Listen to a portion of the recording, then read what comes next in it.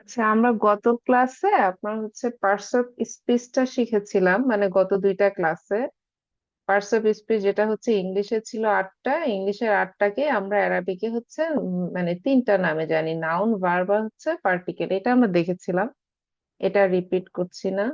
এরপরে এটাকে আবার একটু এখানে সুন্দর করে গুছিয়ে দেওয়া আছে যে কিভাবে কোনটা কোন ক্যাটাগরিতে পড়ছে। যে প্রথমে আমাদেরকে ইংলিশের পার্টস অফ স্পিচটা যদি আমরা হচ্ছে আমাদের জানা থাকে, তাহলে পরে আমরা হচ্ছে সহজে সেটাকে অ্যারাবিকে যে হচ্ছে পার্টস অফ স্পিচ আছে সেটাতে আমরা সহজে মানে বলতে পারবো। যেমন এখানে অ্যাডজেক্টিভ যদি থাকে, মানে কোন একটা অ্যাডজেক্টিভ যদি থাকে, তাহলে সেটাকে আমরা বলবো যে যেহেতু এটা অ্যাডজেক্টিভ সেহেতু আমরা অ্যারাবিকে সেটাকে বলছি নাউন। তো এটা আমরা একটু দেখেছিলাম। আচ্ছা, এটা পরে আবার আসবে। আর এখানে মেইনলি হচ্ছে আমরা তাজবিদের যে কোর্স গুলা করি, তাজবিদের কোর্সে প্রথম যেটা শেখানো হয় যে লেটার গুলা শেখানো হয়। তো এখানে ঠিক সেইভাবে হচ্ছে কোর্সটা ডিজাইন করা, যে এখানে প্রথমে হচ্ছে অ্যারাবিক অ্যালফাবেট সম্পর্কে একটা বর্ণনা দেওয়া আছে, যে টোটাল 29, তার মধ্যে হচ্ছে 28টা কনসোনেন্ট আর একটা হচ্ছে ভাওয়েল, যেটা আলিফ। এটা নিয়ে কিছুটা কথা বলেছিলাম। এরপর আমরা হচ্ছে অ্যারাবিকের ভাওয়েল সাইন গুলা দেখেছিলাম, দাম্মা, ফাতা আর হচ্ছে কাসরা। মানে দাম্মা মানে হচ্ছে উ সাউন্ড, ফাতা মানে হচ্ছে আ সাউন্ড, আর হচ্ছে কাসরা মানে ই সাউন্ড। ইস, আর হচ্ছে এটাকে আরেকটু লেংদি, মানে উটাকে একটু টেনে পড়ার জন্য আমরা সাথে ওয়াও, ওয়াও এনেছিলাম। মানে এই যে দাম্মা আছে বা হচ্ছে পেশ যেটা আছে, এই দাম্মার সাথে আমরা একালিপ পরিমাণ টানার জন্য ওয়াও এনেছি, এটাকে বলা হচ্ছে লং ভাওয়েল। আর হচ্ছে ফাতা বা জবরের সাথে এনেছিলাম আলিফ, আর কাসরা বা জেরের সাথে এনেছিলাম ইয়া।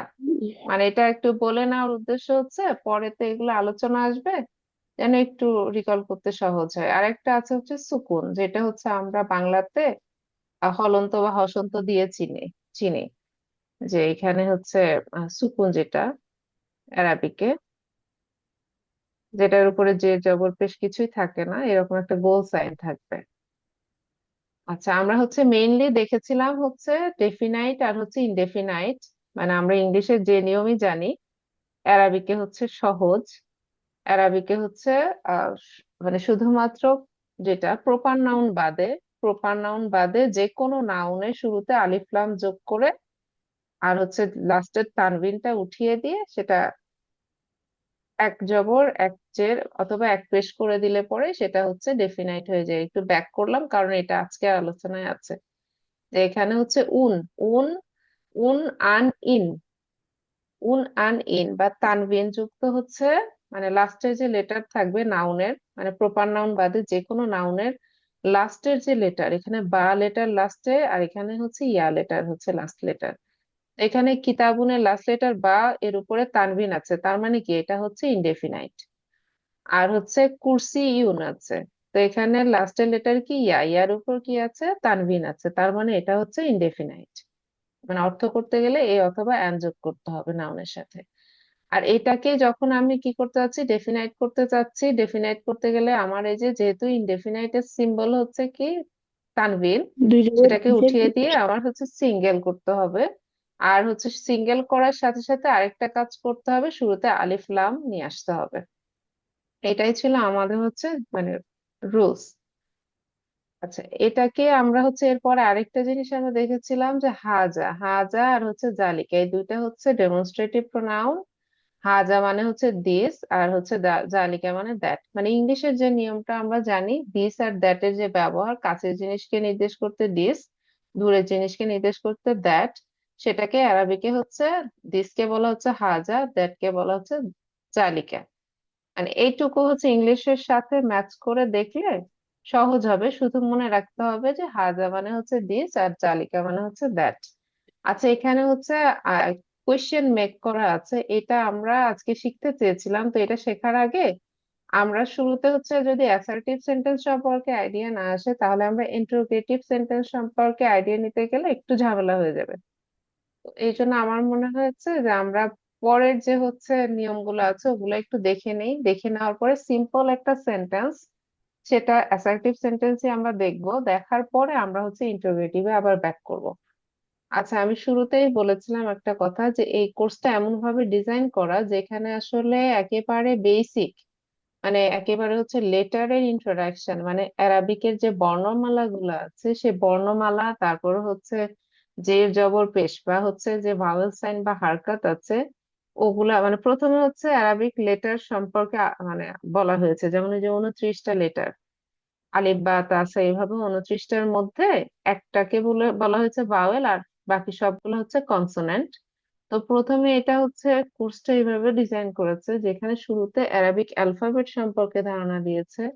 এরপর আমরা দেখেছি কি ভাওয়েল সাইন, মানে হচ্ছে জের জবর পেশ বা দাম্মা ফাতা কাসরা বা হচ্ছে সুকুন, এটা হচ্ছে আলোচনা করেছে। এবং তারপরে হচ্ছে আমরা তাজভিদ, যদি মানে শুদ্ধ উচ্চারণ বা সুন্দরভাবে উচ্চারণ, বা যদি এমনি শুদ্ধ মানে সুন্দরভাবে উচ্চারণ না করে যদি শুদ্ধভাবে শুধু উচ্চারণই করতে চাই, তারপরও আমাদের কিছু তাজভিদের বেসিক নিয়ম জানা থাকতে হয়। যেমন প্রথম কথা যেটা বললাম, যে অ্যারাবিক লেটার গুলা সম্পর্কে মানে চিনতে হয়, অ্যারাবিক লেটার চিনতে হয়।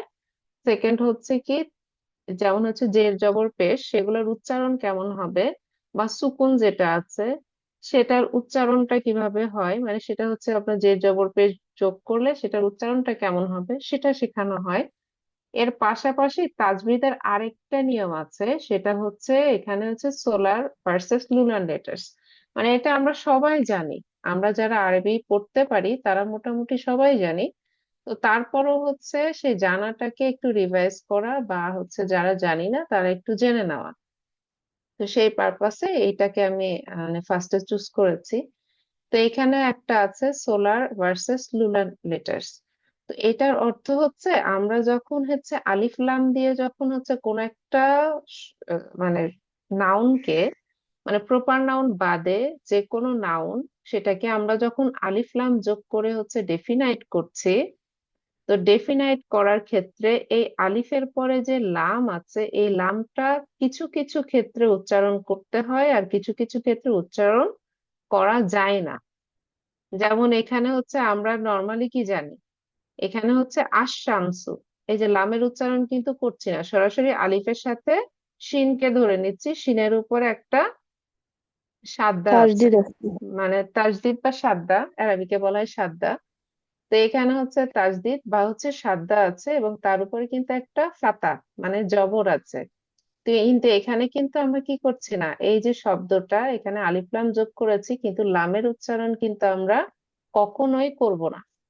আবার এখানে আবার আরেকটা শব্দ আমরা দেখতে পাচ্ছি যেটাও শুরু হয়েছে কি আলিফ লাম দিয়ে আমরা ডেফিনাইট করেছি, এবং হচ্ছে এখানে দেখতে পাচ্ছি কি এখানে কিন্তু উচ্চারণ করতে গেলে আমরা হচ্ছে কি বলছে আল কমারু, মানে লামের উচ্চারণ কিন্তু আমরা করছি, এখানে লামের উচ্চারণ করছি না আর এখানে লামের উচ্চারণ করছি। তো এটা কেন করছি লামের উচ্চারণ আর এখানে লামের উচ্চারণ কেন করছি না, সেটা নিয়েই হচ্ছে এখানে আমাদের আলোচনার যে বিষয় সেটা।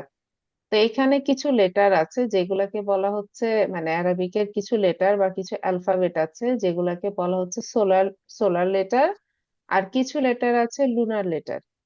তো সোলার লেটার মানে হচ্ছে কোন একটা শব্দ, এখানে ধরে নেন হচ্ছে কি আছে, মানে শব্দ আছে মেইনলি হচ্ছে শামসু, সাথে আমরা কি যোগ করেছি, অ্যাডিশনাল আলিফলাম যোগ করেছি। তো মেইন শব্দটা আসলে কি, মেইন শব্দটা কি কি মানে অক্ষর দিয়ে গঠিত এখানে, শিন, মিম আর হচ্ছে সিন, তিনটা শব্দ হচ্ছে মেইন। আর আলিফ লাম তো ডেফিনাইট করার জন্য আমরা একটা প্রেফিক্স অ্যাড করেছি, মানে প্রেফিক্স ইংলিশে যদি বলি, যে শুরুতে একটা হচ্ছে সিম্বল আমরা অ্যাড করেছি। তো এই সিম্বলটাকে বাদ রেখে আমার মেইন লেটার গুলা কি কি, এই শামসু, মানে শিন, মিম আর হচ্ছে সিন। তো এই যে মেইন আলিফ লাম বাদ দিয়ে যে মেইন তিনটা লেটার এখানে আমরা পাচ্ছি, এই তিনটা লেটারের প্রথমে যে লেটারটা থাকবে, প্রথম যে লেটারটা থাকবে সেই লেটারটা যদি হচ্ছে সোলার লেটার হয়, প্রথম যে লেটার, আমি আবারও বলছি, আলিফ লাম যুক্ত মানে কোন এক শব্দকে, শব্দের হচ্ছে শুরুতে যে লেটারটা থাকবে আলিফ লাম বাদে শুরুতে যে লেটারটা থাকবে সেটা যদি সোলার লেটার হয়, তাহলে এই লামের উচ্চারণ করা যাবে না। লামের উচ্চারণ না করে এই শিনের উপর, মানে শিন বলতে হচ্ছে যে লেটারটা থাকবে, যে হচ্ছে সোলার লেটার থাকবে সেটার উপর একটা সাদ্দা বসাতে হবে। ঠিক আছে। আর যদি হচ্ছে আলিফলাম যুক্ত কোনো নাউন, যেটা আমরা আলিফলাম দিয়ে ডেফিনেট করেছি, সেই নাউনের হচ্ছে মেইন যে লেটার গুলো আছে, এখানে যেমন আমরা দেখতে পাচ্ছি কফ, মিম আর হচ্ছে র আছে, তিনটা আছে। তো এই ক্ষেত্রে যদি প্রথম যে লেটার আলিফলাম বাদে যে প্রথম যে লেটারটা আছে কফ, মানে আমরা দেখতে পাচ্ছি এখানে কফ, এই যে এইভাবে যদি প্রথম লেটারটা হচ্ছে লুনার লেটারের মধ্যে যে কোনো একটা লেটার হয়, তাহলে আমরা অবশ্যই কি করতে হবে, এই আলিফের পরে লামের উচ্চারণটা অবশ্যই অবশ্যই করতে হবে। এখন আমাদের কথা হচ্ছে যে কোনগুলা আসলে সোলার লেটার আর কোনগুলা হচ্ছে লুনার লেটার, সেটা আমরা হচ্ছে এখানে যদি দেখি তাহলে দেখতে পারবো। এখানে দেখেন হচ্ছে মানে সোলার আর লুনার বলার কারণ হচ্ছে এই যে শামসু, শামসু মানে হচ্ছে সূর্য, শামস মানে হচ্ছে সূর্য। তো এখানে এটাকে মানে জাস্ট মনে রাখার জন্য এটাকে একটা নাম দিয়েছে, অ্যারাবিক একটা টার্মিনোলজি অ্যাড করেছে, হুরুফুস শামস, আর এখানে হচ্ছে হুরুফুল কমার। তো এখানে হচ্ছে মানে যেটাকে আমরা বলছি এখানে, এটাকে বলছি হচ্ছে এই যে যেগুলো লেটার আছে, যেমন এখানে শিন আছে, সদ আছে, দদ আছে, ত, জ, লাম, নুন, তা, সা, দাল, জাল, র, জা, সিন, এই যে এতগুলা যে লেটার আছে, এই লেটার গুলা সবগুলাই হচ্ছে সোলার লেটার। এই এই যে যে লিস্টটা আছে, এই লিস্টটা হচ্ছে মনে রাখতে হয়। প্রথম দিকে যখন হচ্ছে অ্যারাবিক শিখেছিলাম তখন মনে রাখতে হতো, পরের দিকে গিয়ে এটা আসলে পড়তে পড়তে তখন উচ্চারণ করতে গিয়ে চলে আসে যে কখন হচ্ছে সাদ্দা হবে আর কখন হচ্ছে লামের উচ্চারণ হবে, মানে কোনটা হচ্ছে সোলার কোনটা লুনার, এটা হচ্ছে মনে থেকে যায়। তো এইখানে হচ্ছে দেখেন একটু যদি খেয়াল করেন, আমি বলেছি কি শুরুতে হচ্ছে এই যে এখানে যে লিস্টে আছে, এই যে শিন থেকে শুরু করে এখানে সিন পর্যন্ত যে হচ্ছে আপনার কয়টা আছে, 1 2 3 4 5 6 7, আর এদিকে আছে 7, মানে টোটাল হচ্ছে 14টা আছে। এই 14টা লেটারের মধ্যে যে কোনো একটা লেটার যদি আলিফ লামের পরে থাকে, মানে আলিফ লামকে বাদ দিয়ে যে মানে যে শব্দটা আছে, আলিফ লামকে বাদ দিয়ে যে শব্দটা আছে, সে শব্দের শুরুতে যে লেটারটা আছে, মানে আলিফ লামের পরেই যে লেটারটা আছে, সেই লেটারটা যদি এই যে আমাদের 14টার যে লিস্ট আছে, এই 14টার মধ্যে যে কোনো একটা হয়, তাহলে পরে সেখানে লামের উচ্চারণ করা যাবে না, কখনোই লামের উচ্চারণ করা যাবে না। সেই ক্ষেত্রে হচ্ছে এই যে হচ্ছে সোলার লেটার যেগুলো আমরা দেখছি, এই লেটারের উপরে সাদ্দা বসাতে হবে। ঠিক আছে, এখানে একটু খেয়াল করেন, এখানে কিন্তু উচ্চারণ আমরা কিভাবে করছি, আশ-শামসু, আলিফের সাথে শিনকে ধরে নিচ্ছি, লামকে বাদ দিচ্ছি, আশ-শামসু। আবার এখানে হচ্ছে আস-সদরু, মানে যে চেস্ট, চেস্ট, সদরু। আবার হচ্ছে দেখেন আদ-দয়ফু, আবার এখানে আত-তলিবু।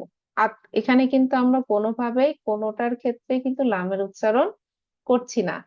কিন্তু আমরা যদি পরের লিস্টটা আবার দেখি, এই যে লিস্ট আছে এখানে ফা, কফ, কাফ, মিম, ওয়াও, হা, ইয়া, হামজা, বা, জিম, হা, খ, আইন আর হচ্ছে কইন আছে, এই যে লেটার গুলো আছে এইগুলাকে হচ্ছে বলা হচ্ছে, মানে এদিকে 14টা আছে এদিকে 14টা আছে, তো এই লেটার গুলাকে এখানে বলা হচ্ছে হচ্ছে লুনার লেটার।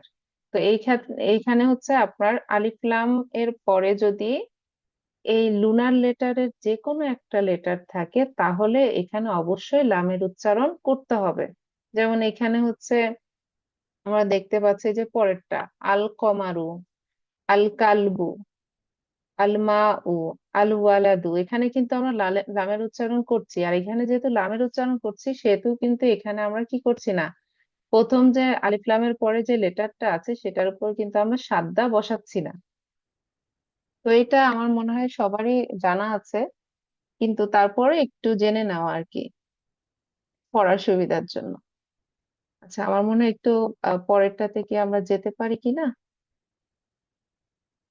মানে নেক্সট কি যাব, এখানে কি কোন কনফিউশন আছে?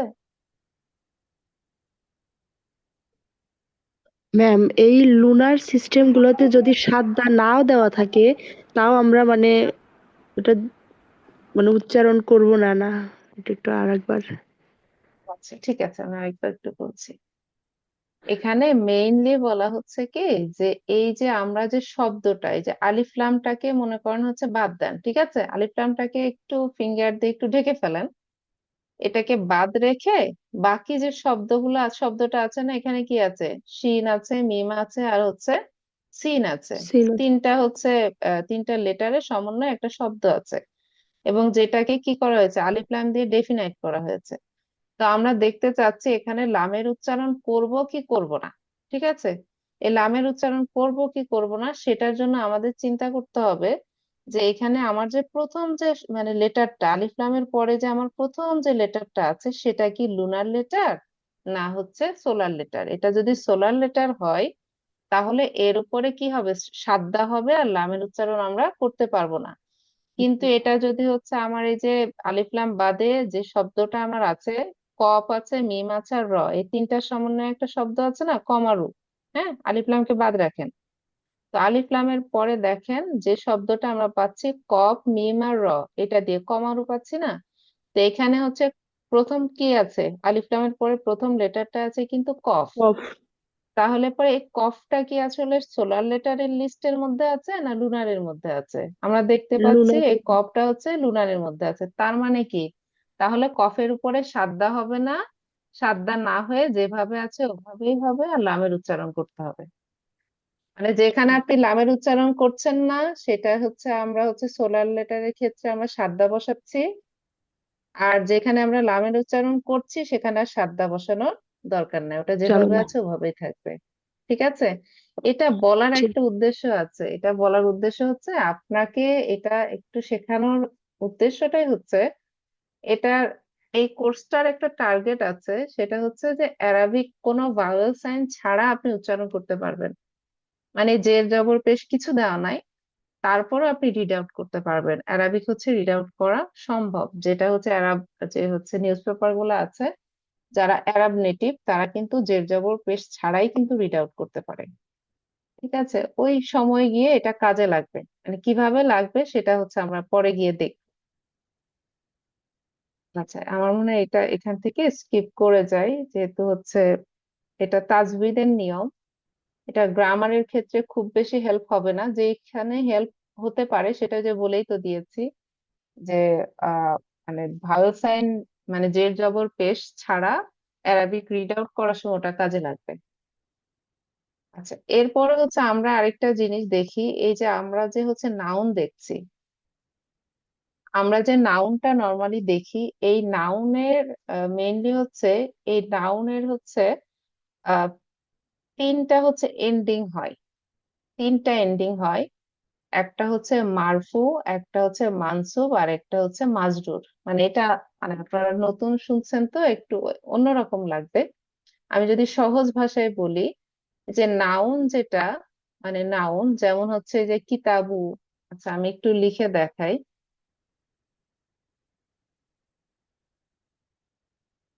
আমি যদি একটু লিখে দেখাই তাহলে সহজ হবে। মানে নর্মালি হচ্ছে আমরা যেটা জানি যে,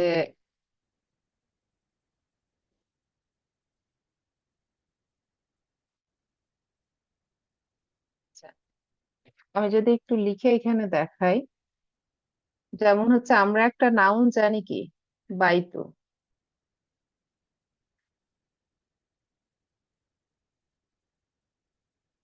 বাইতুন। ঠিক আছে, এটা আমরা হচ্ছে জানি কি, যেহেতু উন আছে, তানবিন লাস্টে থাকা মানে কি, প্রপার নাউন বাদে যে কোনো নাউনের লাস্টে তানবিন থাকা মানেই হচ্ছে সেটা ইনডেফিনাইট। ইনডিফিনিট। এটা আমরা জেনেছি। তো এখন অ্যারাবিকের যে নিয়ম, আচ্ছা এটা থেকে আমরা একটু ডেফিনাইট করতে হলে আমরা কি করব, আলিফলাম যোগ করতে হবে। আলিফলাম যোগ করলাম, তারপরে বা আছে, ইয়া আছে, তা আছে। এটা বা, এটা হচ্ছে ইয়া, আর এটা হচ্ছে তা। তাহলে পরে এখানে হচ্ছে আমরা পাই এক পেশ লিখবো। ঠিক আছে, তো এখানে এটা হচ্ছে ইনডেফিনাইট, আর এটা হচ্ছে ডেফিনাইট। এই ক্ষেত্রে আমরা যেটা শিখবো সেটা হচ্ছে অ্যারাবিকে নর্মালি যেটা হয়, যে যে কোনো একটা হচ্ছে শব্দ, যে কোনো একটা শব্দের, মানে আমরা এখানে শব্দ বলতে যে কোনো নাউন হিসেবে চিন্তা করি, যে কোনো নাউনের একেবারে লাস্টে, সেটা যদি নাউনের হচ্ছে যে কয়টা অক্ষরই থাক, তিনটা মানে অক্ষর দিয়ে নাউনটা হোক আর চারটা অক্ষর দিয়ে নাউনটা হোক, ডাজেন্ট ম্যাটার। যেমন এখানে কয়টা আছে, বা আছে, ইয়া আছে, আর তা আছে, তিনটা আছে না। পরে আবার সেটাকে ডেফিনেট করতে গিয়ে আমরা দুইটা আবার অক্ষর যোগ করেছি না, আলিফ লাম বা ইয়া আর হচ্ছে তা, তাই না? তো এইখানে হচ্ছে অ্যারাবিকের ক্ষেত্রে নাউন যেটা আছে সেই নাউনের লাস্টের যে লেটার আছে সেই লেটারের উপরে কিছু সময় হচ্ছে মানে দুই পেশ হবে, মানে এটা হচ্ছে কিছু কিছু ক্ষেত্রে, ঠিক আছে, সেন্টেন্সে হচ্ছে কিছু কিছু সেন্টেন্সে এটার হচ্ছে অ্যাপ্লিকেশন দুই পেশ হতে পারে, দুই জবর হতে পারে, আবার দুই জের হতে পারে। আবার এটা হচ্ছে কোন সেন্টেন্সে হচ্ছে তিন রকম ভাবে ব্যবহৃত হতে পারে। এই যে লাস্টে যে তা আছে, তা এর উপর এখানে পেশ আছে না, তো এখানে পেশ না হয়ে মানে পেশ হতে পারে, আবার হচ্ছে জের হতে পারে, জবর হতে পারে। মানে মেইনলি হচ্ছে এখানে আমরা প্রথমে একটা নাউন দেখি, সেই নাউনটার হচ্ছে প্রথম দিকে মানে প্রথমে যে কয়টা অক্ষরই থাক সবগুলো অক্ষরের উপরে জের জবর পেশ বা সুকুন যেভাবে আছে ওভাবেই থাকে, মানে সেন্টেন্সে ব্যবহারের ফলে সেটা চেঞ্জ হয় না। যেটা চেঞ্জ হয় সেটা হচ্ছে লাস্টের যে লেটার আছে সেই লেটারের উপরে কিছু ক্ষেত্রে পেশ হবে, কিছু ক্ষেত্রে জের হবে, কিছু ক্ষেত্রে জবর হবে। আবার যদি তানবিন যদি থাকে তাহলে কিছু ক্ষেত্রে দুই পেশ হবে, কিছু ক্ষেত্রে দুই জবর হবে, কিছু ক্ষেত্রে দুই জের হবে। বেশি। তো আমরা এটা দেখবো যে কখন মানে এই একই শব্দ সেন্টেন্সে যখন সাবজেক্ট হিসেবে বসবে তখন হচ্ছে দুই পেশ হতে পারে, অথবা সেটা মানে সেটা ডেফিনাইট হলে সিঙ্গেল পেশ হতে মানে হতে পারে। আবার হচ্ছে অবজেক্ট হিসেবে যখন ব্যবহার হবে তখন হচ্ছে এক জবর অথবা দুই জবর হতে পারে। সেটা যদি ডেফিনাইট হয় তাহলে এক জবর হবে, আর যদি ইনডেফিনাইট হয় তাহলে সেটা দুই জবর হবে। তো এখন আমরা দেখতে পাচ্ছি কি সাবজেক্ট হলে একরকম সাইন ব্যবহার হচ্ছে লাস্টের লেটারের উপরে, আর অবজেক্ট হইলে অন্যরকম সিম্বল ব্যবহার হচ্ছে। এইটাই আসলে আমরা অ্যারাবিকে একটু দেখার চেষ্টা করব, মানে আজকে প্রথম দিন শুনছেন তো একটু এলোমেলো লাগবে, মানে শুনতে শুনতে এটা একটা সময় পরে অভ্যস্ত হয়ে যাবে ইনশাল্লাহ। যেমন এখানে হচ্ছে মারফু, মানে এখানে হচ্ছে মারফু মানে হচ্ছে এখানে যে তিন ধরনের কেস, মানে আমরা যে বলেছি কি কোন নাউনের প্রথম যে লেটার গুলো আছে সেগুলা যেভাবে আছে ওভাবেই থাকবে, যেটা চেঞ্জ হয় সেটা হচ্ছে এই যে এখানে রেড কালার করা আছে, ওরা রেড কালার করে দিয়েছে লাস্টের লেটারের উপরে, মানে জবর জের পেশ। এটা হচ্ছে এক এক সিচুয়েশনে এক এক রকম হবে। যেমন যখন সাবজেক্ট হিসেবে ব্যবহার করছে তখন হচ্ছে কি পেশ হচ্ছে, যখন মানে ভার্বের অবজেক্ট হিসেবে আমরা একই নাউনকে যখন ব্যবহার করছি একটা সেন্টেন্সে তখন কিন্তু কি হচ্ছে জবর হচ্ছে। আবার যখন আমরা ওই যে পজিটিভ করি না, পজিটিভ এর ক্ষেত্রে মানে পজিটিভ ক্ষেত্রে ওই যে বলি না করিমস বুক রহিমস বুক, এভাবে যখন প্রকাশ করি বা হচ্ছে বুক অফ করিম বা হচ্ছে বুক অফ রহিম, এভাবে পজিটিভ কেসের ক্ষেত্রে আমরা কি ব্যবহার করি, এই যে জের ব্যবহার করি। ঠিক আছে, এইটা হচ্ছে আমরা আজকে ক্লাসে জাস্ট একটু ইন্ট্রোডাকশনটা হলো, ইনশাল্লাহ নেক্সট ক্লাসে এটা নিয়েই একটু ডিটেলস আলোচনা করব। তো মেইনলি এখানে যেটা বলার সেটা হচ্ছে যে আমাদের বুক ওয়ানের মধ্যে যেই জিনিসটা আসবে সেটা হচ্ছে এখানে যে সাবজেক্ট আছে এটা আমরা পাবো, আর হচ্ছে এখানে জেনেটিভ কেস যেটা আছে বা হচ্ছে এখানে পজিটিভ আকারে যেটা আছে আমরা এই দুইটা সর্বোচ্চ পেতে পারি। এই সেকেন্ড যে ইস্যুটা আছে এটা নর্মালি আসবে না, আসবে অনেক পরে। তো এখানে আপাতত আমাদের দুইটা সিচুয়েশন জানা থাকলে চলবে, একটা হচ্ছে সাবজেক্টিভ কেসের ক্ষেত্রে নাউন যখন মানে এই যে একই নাউন যখন এই আল কিতাবুটা যখন মানে সেন্টেন্সের সাবজেক্ট হিসেবে বসবে তখন এই বায়ের উপরে পেশ হবে। আবার এই আল কিতাবুটা যখন বাক্যের মানে ভার্বের অবজেক্ট হিসেবে ব্যবহার করা হবে তখন কি হবে, এই লাস্টে বায়ের উপরে জবর হবে। আর হচ্ছে এখানে যখন এই আল কিতাব মানে আল কিতাব মানে সেটা হচ্ছে বায়ের উপরে হচ্ছে তখন জের হবে যখন এটা পজিটিভ হিসেবে ব্যবহৃত হবে। বা এখানে এই যে এখানে দেখেন বলা আছে পজেসর অফ এ থিং, আমরা এটা দেখব। এটা হচ্ছে আমরা কোনো একটা সেন্টেন্স মেক করে ইনশাল্লাহ কোনো একদিন দেখবো। তো এখানে মেইনলি যেটা জানার বিষয় যে যে কোনো নাউন একটা বাক্যে কি হিসেবে ব্যবহৃত হচ্ছে, সেটা সাবজেক্ট হিসেবে ব্যবহৃত হলে লাস্টের যে ওই নাউনের যে লাস্টের যে লেটার আছে সেটার উপরে হচ্ছে পেশ হবে, একই নাউন যদি বাক্যে অবজেক্ট হিসেবে ব্যবহৃত হয় তাহলে লাস্টের যে লেটারটা আছে, ওই নাউনের লাস্টে যে অক্ষরটা আছে সেই অক্ষরের উপরে জবর হবে। আর যদি সেটা পজেসর হিসেবে ব্যবহৃত হয় তাহলে ওই একই নাউনের লাস্টে যে লেটার আছে সেটার নিচে জের হবে।